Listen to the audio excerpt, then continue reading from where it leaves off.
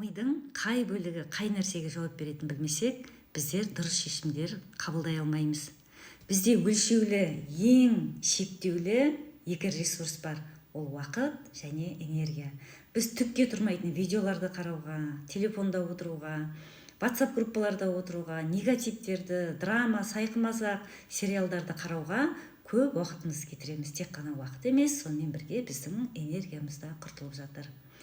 Миды дұрыс түсіну үшін, мысалға, біз көлікті, телефонды, компьютерлерді қалай басқаратынымызды білмесек, оның нұсқаулықтарын білмесек, және киім жуатын, ыдыс жуатын машиналардың қай кнопкаларын басатынын білмесек, біздер оларды қолдана алмаймыз. Дәл сол сияқты мидың да қай бөлшегі қай нәрсеге жауап беретінін білмесек, қалай жұмыс жасайтынын білмесек, біз оны да басқара алмаймыз.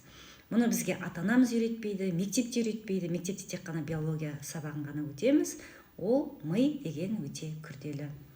Тез арада қабылдаған шешім ол ешқашан да дұрыс болмайды. Сондықтан да отырып, ойланып, асықпай шешімдерді қабылдаймыз. Оған бізге мына мидың төбесіндегі біздің адами миымыздың бірінші бөлігі мына зрительный кора, көруге жауап береді.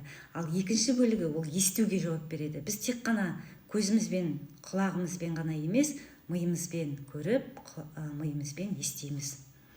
Ал үшінші бөлігі ол ауырсыну, тактильный, біреу бізді ұстаған кезде сезінеміз. Ал төртінші бөлігі дәм сезу, вестибулярный тепе-теңдікке жауап береді.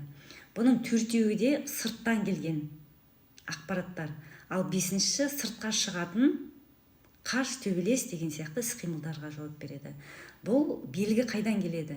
Бұл белгі біздің маңдайдағы саналы миымыздан префронтальная кора, осы президент деп атайтын болсақ, 7-ші орталықтан келеді. Ал 6-шы орталықта теменная кора, центр мышления, ойлану орталығы бар.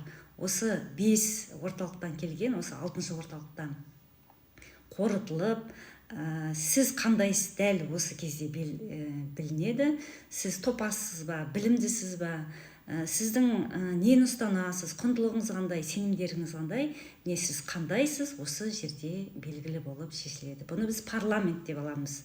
Осы жерде сіздің мысалға дамуыңыз қандай, көркем мінездісің ба, сыйлы құрметтісің ба, денсаулығың қандай, табандылығың қандай, не осы жерде шешіледі. Және көбіне біз жеңіл бұрынғы тәжірибелерге қараймыз, жадымызға қараймыз, дамығанымызға қараймыз. Бұны бұйрық беретін тек қана президент миы. Оны ол қалай таңдайды? Келесі видео